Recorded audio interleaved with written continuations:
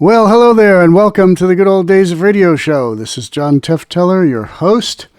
We have a small guest in the studio today.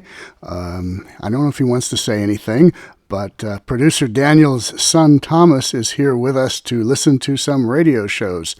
And if he wants to say something, we'll try to goad him into saying something. But in the meantime, he's sitting here listening to the Good Old Days of Radio Show with me and producer Daniel today. And we have, oh, wait a minute. What is it? Somebody the cow dog? Who? Hank the cow dog. He's a big fan of something called Hank the cow dog. So if you people out there know what Hank the cow dog is, that's what he's into. If you don't know, maybe you should listen to Hank the cow dog. It's up to you, but you might find it good. He likes it. Okay, no Hank the cow dog on this show. Today is adventure shows.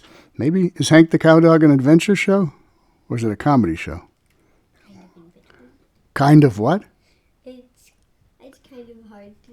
Kind of hard to describe. Okay, well, thought I'd provide more clues for the listeners, but that's all right. Okay, today we have an episode of Escape from October 29th, 1950. It's called 7 Hours to Freedom, and it's all about some escaped convicts. I don't know where they escaped from, presumably Alcatraz or something like that, but escaped convicts taking over a fishing boat and heading towards Mexico, with apparently all kinds of interesting things to come. Escape was the big show for adventure on radio. As we've said, we've featured a whole bunch of them so far. This is episode number 7 for us, but it's October 29th, 1950 for Escape. So here we go, 7 Hours to Freedom. You, finding life rather dull, dreaming again of exotic places, wishing you were somewhere else, we offer you Escape.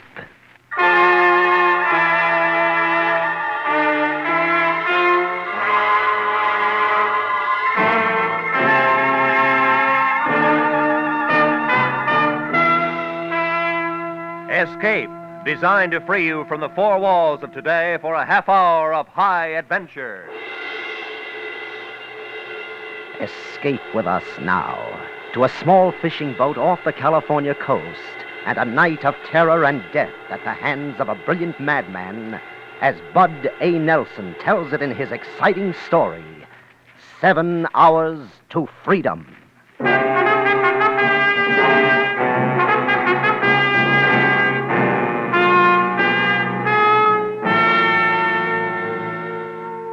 The Pacific Ocean off the coast of Southern California is usually thought of as calm and peaceful, where there's very little danger.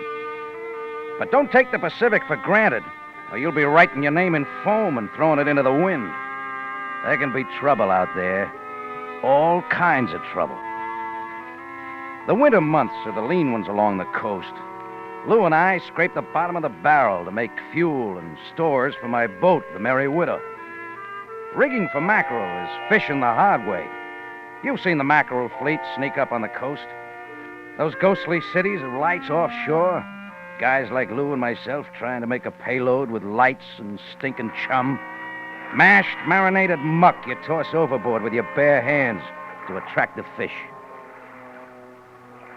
We were anchored alone west of Point Doom Whistle Buoy, about a mile out. It was dark except for the spot we flashed on the water and the flashing of headlights on Highway 101, where it dips down to the shore to get a run for Zuma Grade. There were mackerel around, and they were ready. Come on, baby. Up you come. And a boy, Lou. Keep them coming. I'll move the chum out into the light. Hiya, come on, kids. Free chow, good, juicy, chovy paste. Come and get it. Oh, boy.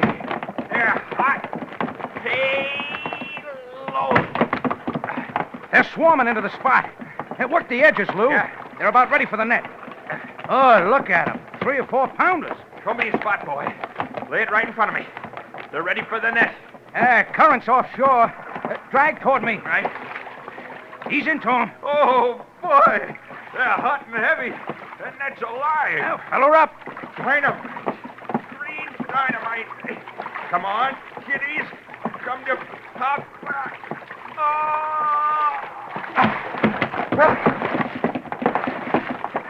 Hey, beauties. Good boy, Lou.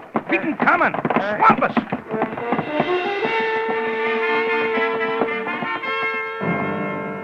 That's the way it works, if you hit it.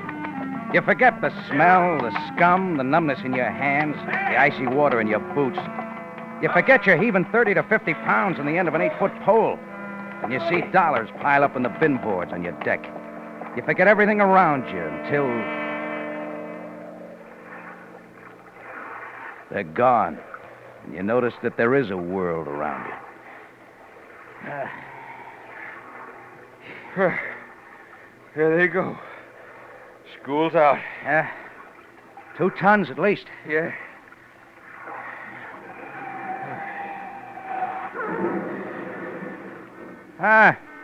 Looks like another wreck on Zuma Grade. Yeah. Look at the headlights. People just can't pass up an accident. Must be a pretty bad one. I'll take a boat any day. Here, let's get out of here. We can make it back in time for chow. Yeah. 6 fried eggs seasoned with Tabasco sauce, bowl of chili, and a pot of black coffee. It sounds good to me. Boy, that stuff sure gets cold. Yeah. Get the anchor. Let's get out of here. Fire up. I'm for it.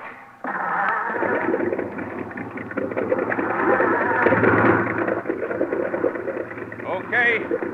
Run up on it. Dead ahead.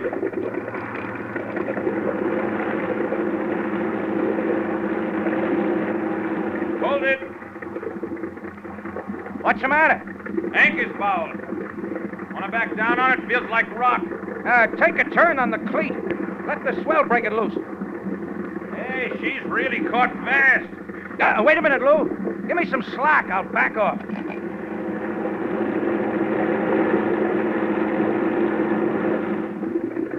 What's wrong? I don't know. Come here. What's up? Look. Company. Yeah. What the devil are those guys doing out here in a little rowboat at this hour?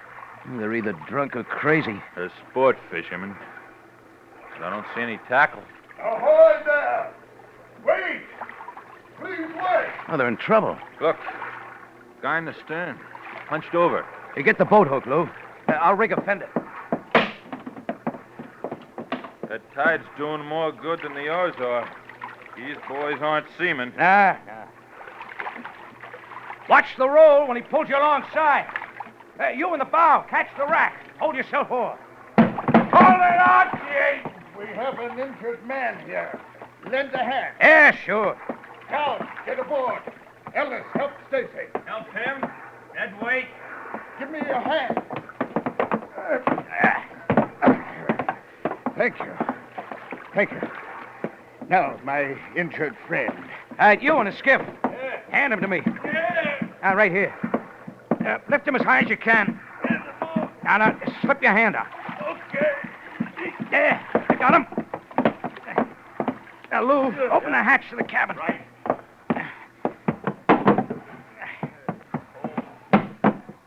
Move that gear off the bunk.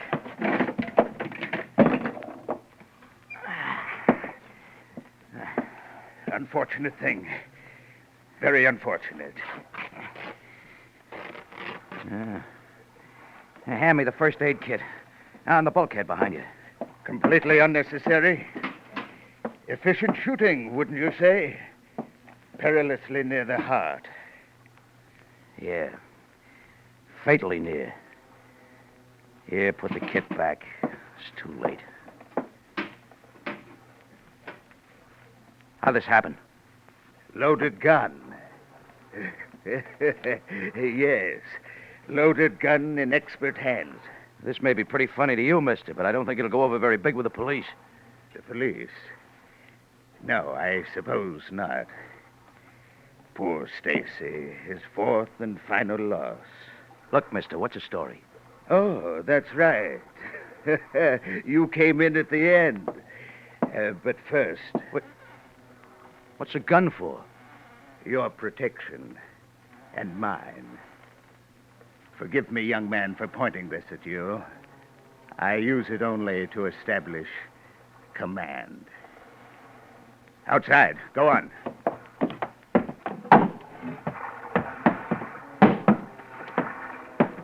Burke, I'm getting pretty sick of your fancy yapping and no action. Yeah, mastermind, you got us into this. Now come up with a way out. My friends despise me, Captain.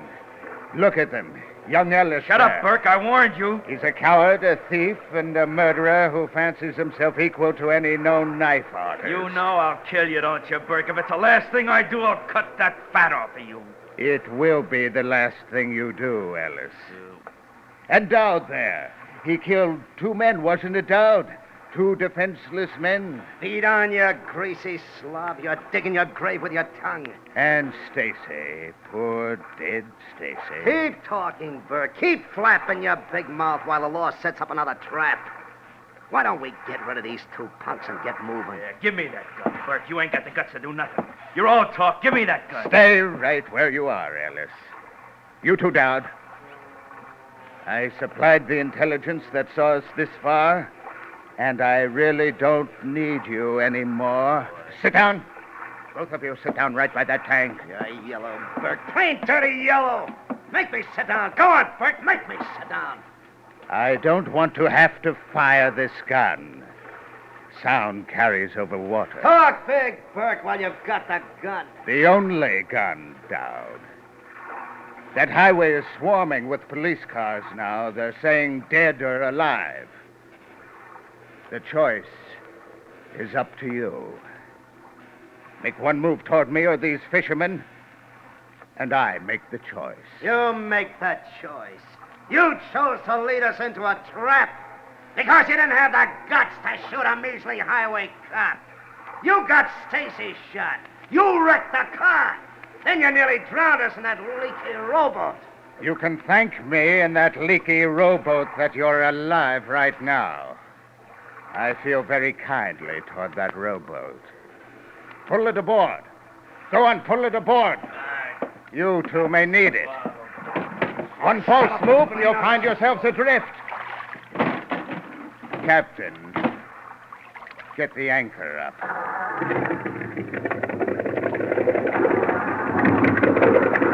Take in what slack we can get, Lou. The line parts and parts.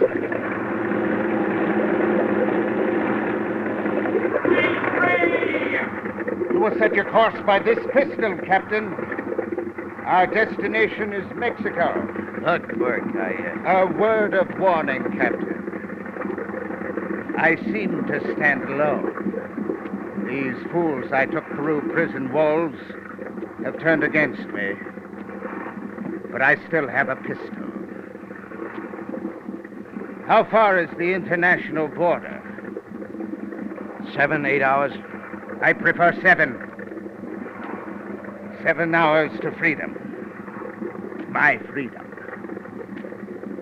And 7 hours for us to consider your fate.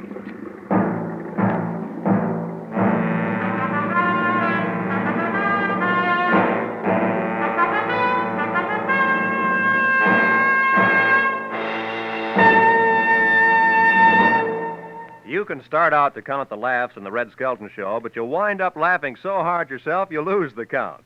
No question about it, Red Skelton is a very funny man with a very funny show. And this fall you hear Red Skelton every Sunday evening on CBS. Rated a top comedian, Skelton has a special form of humor, a unique brand of madcap hilarity that leaves him gasping. You'll have a grand time. It's entertainment at its best. Be sure to listen to The Red Skelton Show every Sunday evening over most of these same CBS stations. And now, we return you to Escape.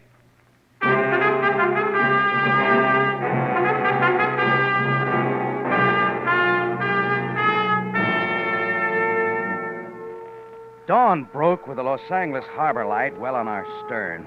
The Merry Widow's bow pointed at Mexican waters, and the pistol in Burke's fat hand setting the course. The morning was foggy. Other things were clear. Someone along Zuma Beach would find their rowboat missing. We had a dead man in the cabin, and the lives of Lou and I hung on the whim of a fat maniac. Our only hope was a radio. I switched the frequency to Coast Guard, tripped the mic to transmit, and hoped that someone would be listening.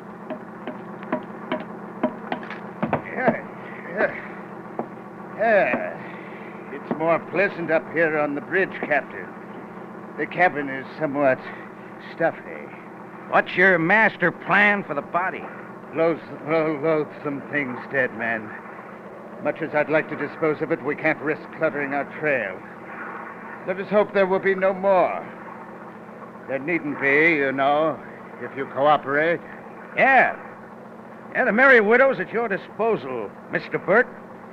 As long as you hold that gun on the crew, there's no choice but to take you to Mexico. We don't have too far to go. Just about due west of Long Beach, making 18 knots. You are unduly nervous, Captain. Is it the pistol? Look at our friends huddled together down there in the stern. Planning my assassination, and no doubt yours. You understand the situation, don't you? No. Then I'll tell you. This gun and I are your buffers, your guardians against the plotters back there. In exchange for this protection, you give me transportation. In a few hours, I will be a free man, and I shall go my way alone. Maybe. Radio. The radio. I underestimated you, Captain. Very clever. Well, I tried. I assume I've been broadcasting for some time. You have. Direct to United States Coast Guard. I bow to you. How stupid of me. And you. Up to this point, you have shown some intelligence. These heroics give me no choice. All right, go ahead and shoot. You'll pile into rocks before you hit San Diego. You'll never see Mexico. Lou's no pilot, none of you are. You're right. You are still useful. Resume your course. Look, Burke, you're supposed to be the brains of the outfit. If you're even half smart, you'll get in that skiff and head for shore. You better not be on this boat when the Coast Guard catches up with us. If you are a religious man, Captain, I would suggest that you pray they don't catch up with us. Look, mister, my advice to you is to launch that skiff and hit for the beach. You're a fool, Captain. Until your little stratagem shows tangible results, I wait. And you live. Resume your course.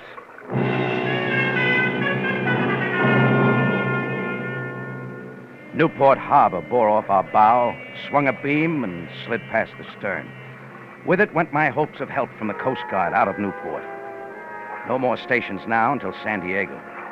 At the foot of San Clemente's red tile roofs, I saw a Santa Fe streamliner rushing north towards Los Angeles. I wished I was on it and headed in the same direction. How far are we from the border, Captain? 5, 6 hours. Good. If the Coast Guard heard your radio, they don't seem to be rushing to your rescue. Take another look, Burke. Dead ahead and bearing down. Hold your course. Don't try to attract them or you die right where you stand. You, Lou! Yeah? Stay where you are. Hold your course, Captain. Mister, that's a Coast Guard picket boat. They got guns. Ellis, down. Stand up and wave. Make it look friendly. Don't overdo it. You, Captain, wave too. Wave, wave.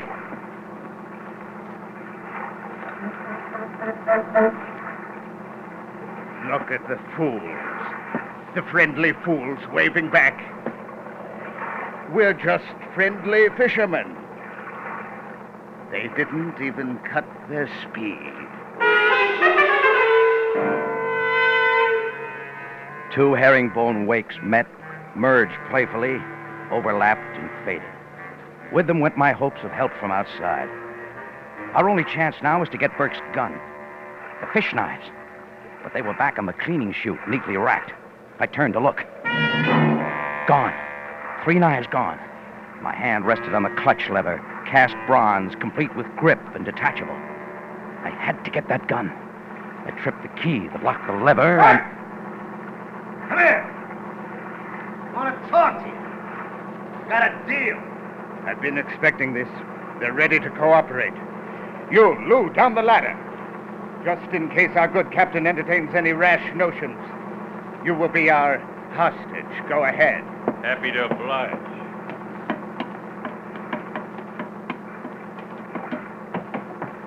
Step right back to the little group. This conference will be I watched helplessly while Lou led the way aft where two criminals sat, backs to the bait tank. They rose as Burke lurched toward them against every roll and pitch of the boat. Ellis suddenly stepped between Lou and Burke. The pistol roared harmlessly. Burke slumped balloon-like as Dowd tore the pistol from his hand. Ellis, knife in hand, kept slashing. Enough, fellas! Lay off! No! Lay off, I said! Give me that knife! Give me it! Said I cut him, the fat slob. He didn't believe me, huh? Look at him. Blubber. Blood and blubber. Come on, Lou! Up that ladder there to your buddy. Go on! Yes, sir.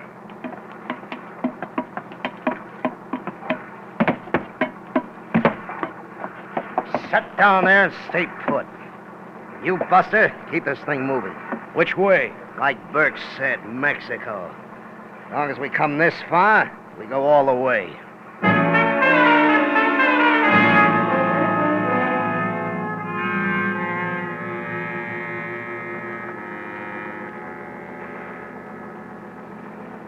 Move in. Drive in closer to shore. How close? I'll tell you how close. Hey, now, wait a minute. I'll pick out a spot to beach the skiff. Then we'll move back outside the 3-mile limit until dark, so that Mexican patrols can't find us. Ain't that nice? In the dark, I move in as close to shore as I can, and you go ashore in the skiff, and I head back up the coast. Just like that, huh?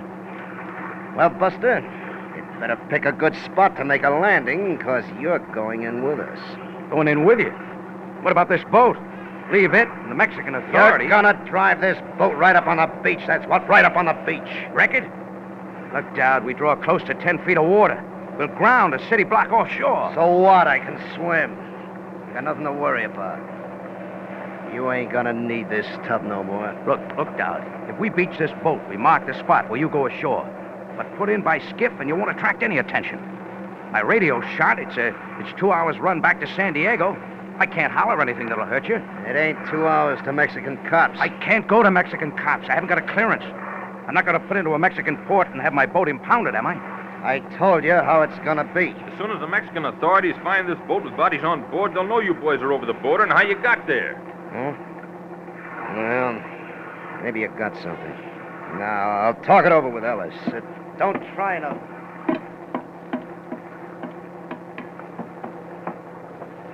Lou. Yeah? I'm going to fake engine trouble. The master switch. One of us has to get down to the engines. The short hose on the manifold cooling system. Port engine side, saltwater intake. Yeah? It's our only chance. Disconnect it.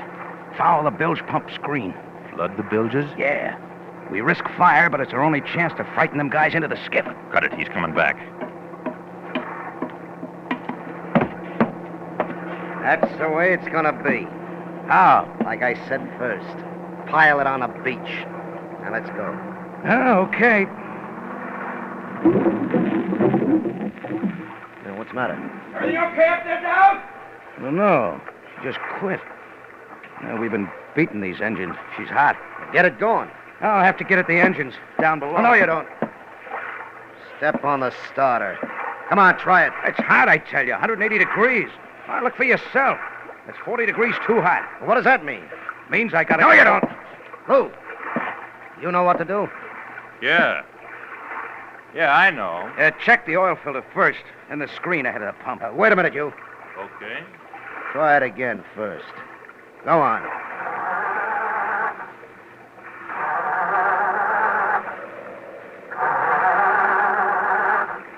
It's no use. The trouble's down the engine room. Go on, Lou. Hey, Ellis. Yep. Go down in the hole with this guy. Keep an eye on him. Okay, sure.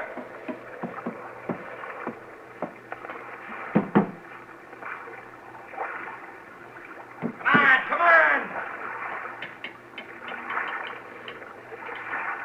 Come on, you. Hurry it up down there.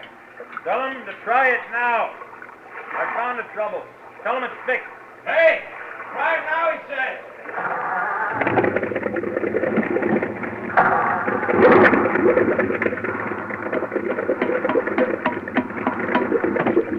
That was it. Piece of kelp in the screen. Plenty of water now. Plenty. Good. Get going.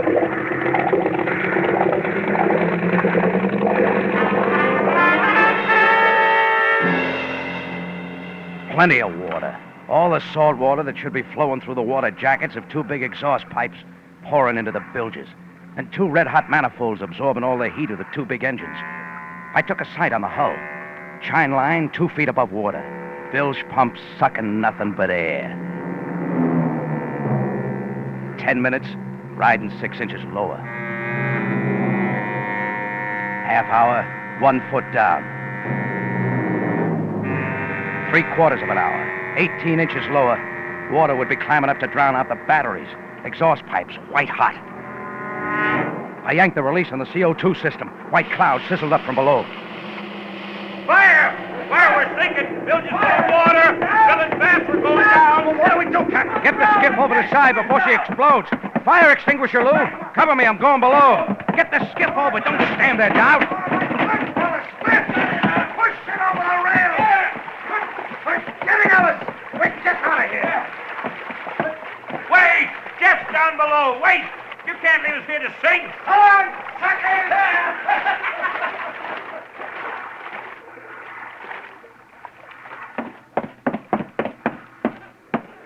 You all right down there, Jeff? Rats left us. I'll be right up. Whew. We nearly overdid it. The wood was smoldering. You're telling me. Battery's wet? Inch to go. Oh. Boy, that manifold was hot. Nearly didn't make it. Look at our friends beat water. Yeah, this proves the story about rats and sinking ships. Yeah, come on, Lou. Up on the bridge.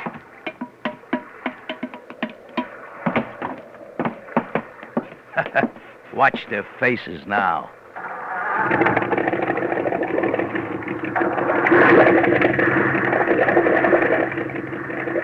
Hey, did you drop the bilge pump back in the well? No, we need that water in the bilges. Boy, we throw a wake like a little Queen Mary.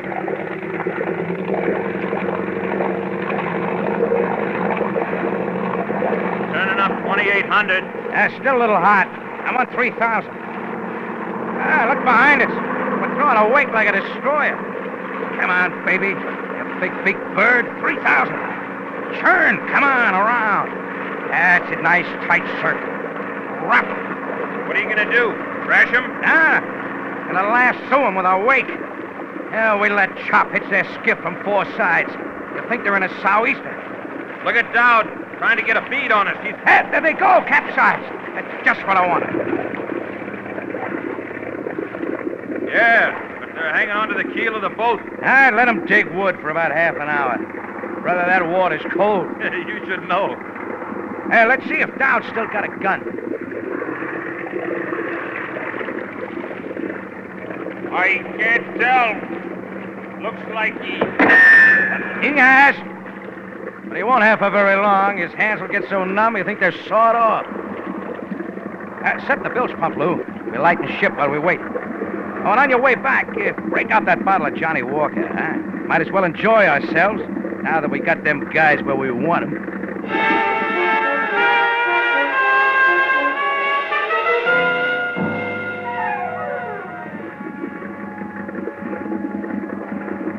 I wonder about prices, Lou. mackerel, $42. No, I didn't mean that. I meant bounty, reward. The state of California owes us quite a little dough.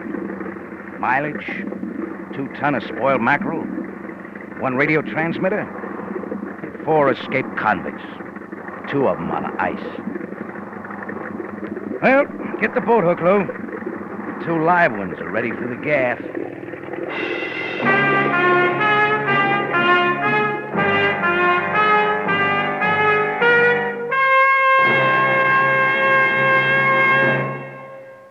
Escape is produced and directed by Norman Macdonnell. Today we have brought you 7 Hours to Freedom by Bud A. Nelson, with Jack Moyle starred as Jeff. Featured in the cast were Stan Waxman, Jack Crucian, Barney Phillips, and Lou Krugman. The special music for Escape was arranged and played by Ivan Ditmars. Ladies and gentlemen, next week, Escape will present one of the most unusual and terrifying stories of recent years. The Earth Abides by George Stewart, especially adapted for radio by David Ellis. It's a story of such scope that the producers of Escape, to dramatize its full impact, are presenting it in 2 episodes. So listen next week when we bring you the story of a man who wakes one morning to find human life has practically vanished from the face of the earth.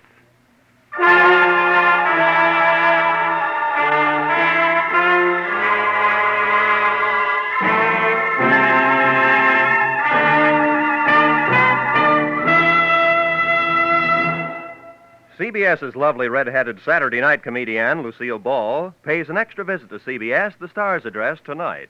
Lucille will be the special guest of Edgar Bergen and Charlie McCarthy. More famous guests, Mr. and Mrs. Ronald Colman, will pay one of their hilarious calls on Jack Benny. And don't forget, it's later today that Frank Sinatra starts his new Sunday afternoon series on this network over most of these same stations. Now, stay tuned for Make Believe Town, which follows immediately on most of the CBS stations. Roy Rowan speaking. This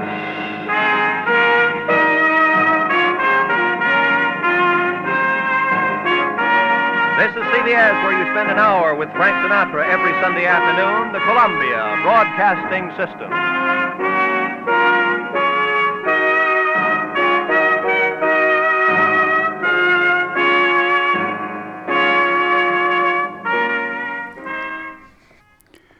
Okay, Escape.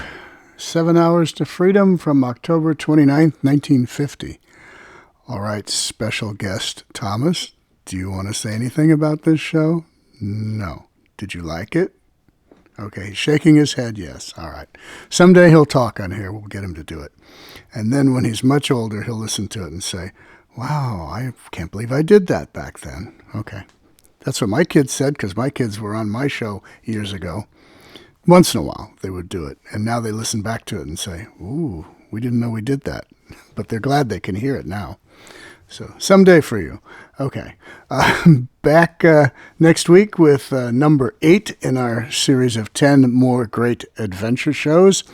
And back on Tuesday, this coming Tuesday, we're going to go to the shelf, pull off another probably not heard since back then transcription disc, and play it for you unedited as it is, with no restoration or no cleanup, just as it comes off the original transcription disc. We've been doing this for the last few weeks, and so far the reaction's good, and we'll keep it up for a while. So, all right, and that'll be an episode of the Edgar Bergen and Charlie McCarthy Show. Again, one I think is not floating around in collector circles. So that will be a treat for you who like Edgar Bergen and Charlie McCarthy next Tuesday. Okay, John Tefteller and the Good Old Days of Radio Show. We will see you next week.